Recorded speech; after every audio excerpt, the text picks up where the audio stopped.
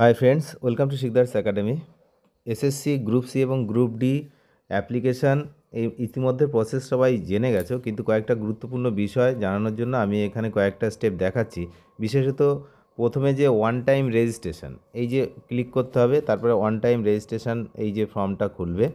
তো এখানে fill up করা যাবে প্রথমে এই যে গ্রুপ সি এবং গ্রুপ ডি একই সঙ্গে ফিল আপ করা যাবে যারা দুটো এক্সামই দিতে চায়। কিন্তু বলে রাখা ভালো, এখানে কিন্তু এটার শুধুমাত্র রেজিস্ট্রেশনের জন্য। কেউ একটার জন্য করতে পারে, কেউ দুটোর জন্য করতে পারে। যারা দুটো পরীক্ষা দেবে তারা দুটোই এখানে টিক দেবে।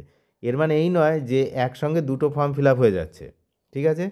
তারপরে এটার তার মানে কি বললাম, রেজিস্ট্রেশন ফর্ম হচ্ছে। তারপর নাম, বাবার নাম, ক্যাটাগরি রয়েছে। তারপরে হচ্ছে ক্যাটাগরি একটা সিলেক্ট করে দেবে, যে যার ক্যাটাগরি রয়েছে। তারপরে হচ্ছে জেন্ডার আছে, জেন্ডারে হচ্ছে মেল ফিমেল যার যা।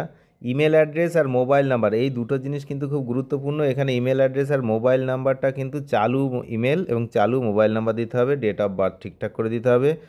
আর হচ্ছে রিলিজিয়ান দিতে হবে। এবার একটা অ্যাড্রেস দিতে হবে, ঠিক আছে। নিজের যে অ্যাড্রেস, সেই অ্যাড্রেসটা দিতে হবে, নিজের জেলাটা দিতে হবে। আমি আবারও বলছি, এইটা দেওয়া মানেই কিন্তু এখানে অ্যাপ্লাই নয়, এটা হচ্ছে ওয়ান টাইম রেজিস্ট্রেশন। তারপরে পিনকোড দিতে হবে। এবার একটা পাসওয়ার্ড যেটা চুজ করতে হবে সেটা হচ্ছে মিনিমাম যেন 8টা ক্যারেক্টারের হয়।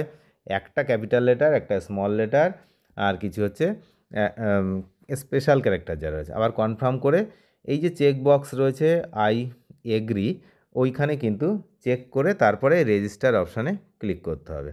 বলে রাখি, এখানে যদি কোনো ডেটা ভুল হয় সেটা এডিট করার চান্স পাওয়া যাবে। কোথায় পাওয়া যাবে না সেটা বলছি। এবার এই রকম একটা ওপেন হয়ে যাবে, রেজিস্ট্রেশনের একটা মেসেজ চলে যাবে। এবার এখানে কিন্তু আপলোড ফটো রয়েছে, তারপরে ইমেল ভেরিফাই থাকবে, তারপরে মোবাইল নাম্বার ভেরিফিকেশান থাকবে। এই রকমভাবে স্টেপ 4-এ রয়েছে। তারপরে কমপ্লিট প্রোফাইল থাকবে, তারপরে হচ্ছে অ্যাপ্লাই নাও, মানে অনেকগুলো স্টেপ রয়েছে। তো এখানে প্রত্যেকটা স্টেপ ঠিকঠাকভাবে করতে হবে, এটাই হচ্ছে বিষয়।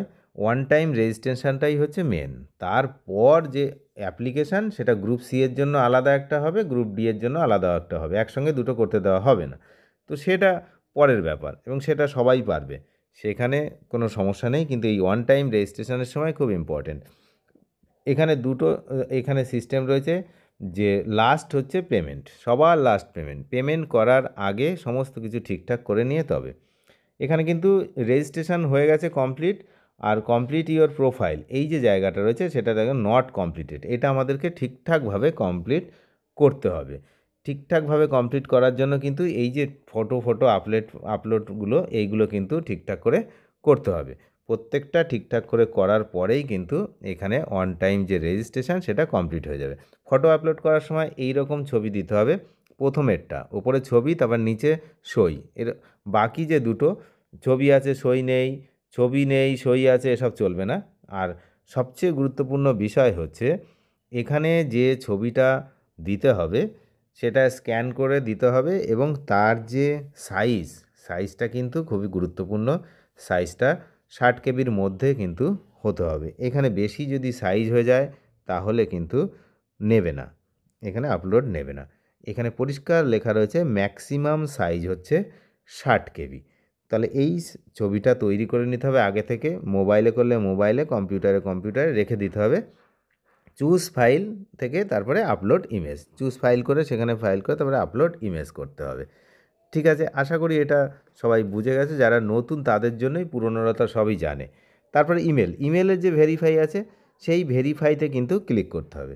ভেরিফিকেশানে ক্লিক করার পর ইমেলে কিন্তু একটা ওটিপি যাবে, সেই ওটিপিটা এখানে দিতে হবে, দিয়ে ভেরিফাই করতে হবে। একদম সিম্পল। ইমেল ভেরিফিকেশান হয়ে গেল। ইমেল ভেরিফিকেশান হয়ে যাওয়ার পরে আবার মোবাইল নাম্বার ভেরিফিকেশান আছে তারপরেই। সেই মোবাইল নাম্বার ভেরিফিকেশান আবার ভেরিফাইতে ক্লিক করতে হবে, সেখানেও আবার মোবাইল নাম্বারে ওটিপি যাবে, সেই ওটিপি কিন্তু এখানে দিয়ে দিতে হবে, ঠিক আছে। তো সেই ওটিপিটা এখানে দিয়ে দিতে হবে। দেওয়ার পর কিন্তু এই রকম ব্যাপারটা হয়ে যাবে। এবার কমপ্লিট ইওর প্রোফাইল, এই কমপ্লিট ইওর প্রোফাইলে কিন্তু ক্লিক করতে হবে। এখানে ক্লিক করার পর কমপ্লিট ইওর প্রোফাইলে এখানে এই সমস্ত কিছু দেখাবে, দেখানোর পরে দেখে নিতে হবে চেক করে ঠিকঠাক আছে কি না, তারপরে নেক্সট বাটনে ক্লিক করতে হবে। নেক্সট বাটনে ক্লিক করার পর এখানে সবাইকে বলবো শুধুমাত্র মাধ্যমিকের নাম্বার দেওয়াটাই ভালো, ঠিক আছে। এটা গ্রুপ সি এবং গ্রুপ ডি, তো তা যাদের মাধ্যমিক নেই তারা 8 পাস দেবে এবং তারা শুধু গ্রুপ ডি এর জন্য। আর গ্রুপ সি ডি যারা দিতে চায় দুটোই, তারা কিন্তু এখানে মাধ্যমিকটাই দেওয়া ভালো, আর বেশি কিছু দিয়ে লাভ নেই। মাধ্যমিক তার ফুল নাম্বার কত ছিল, কত পেয়েছিল, হ্যাঁ, তো এইগুলো একটু ওখানে আমি যেমন এরকম লিখে দিচ্ছি একটা, ওরকম লিখে ইয়ার অফ পাসিং সব ছিল, তো এরকম দিয়ে দিতে হবে। আর এখানে এনাবেল করা থাকবে, অটো পার্সেন্টেজটাও বেরিয়ে যাবে, কার কত পার্সেন্টেজ ওখানে কিন্তু অটোমেটিক হয়ে যাবে, এটা নিয়ে কোনো সমস্যা নেই। তাহলে এই নাম্বারটা কিন্তু ঠিকঠাকভাবে সবাই দেখে শুনে পুট করবে, নিজেদের হচ্ছে মার্কশিট দেখে মাধ্যমিকটাই পুট করা ভালো, কারণ এখানে যে সর্বোচ্চ যে কোয়ালিফিকেশান সেটা হচ্ছে মাধ্যমিক।